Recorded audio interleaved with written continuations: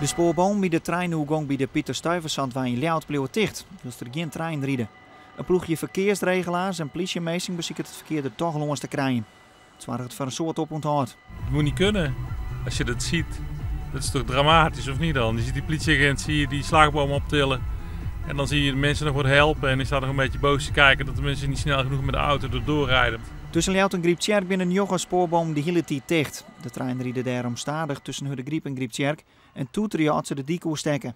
Tussen Huddegriep en Ljouwert worden de bussen niet zet. Ik kom nu uit Leeuwarden. En waar moet je heen? Naar Groningen. En hoe lang ben je nu al onderweg?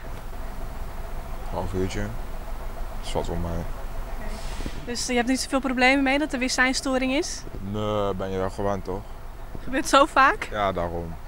Op het treinstation in Ljouwert is het zowat heel nul uitstaan. Toch binnen de reizigers die het net op een hichte binnen van de steuring. Wat is een seinstoring? Naar Groningen? Ja?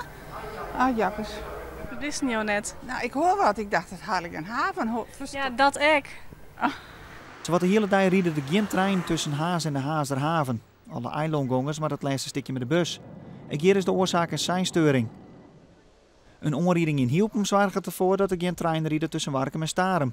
Dat weer op de Oosterriek, dat weer in Hielpen, dat weer vlakbij de spoorwegovergang daar. En daar staan ik auto's op de spoorwegovergang. Dus daar is het treinverkeer van Starum richting Warkum is stilijn. Want ja, dat weer een te gevaarlijke situatie. Ja, dat weer een frontale onrieding.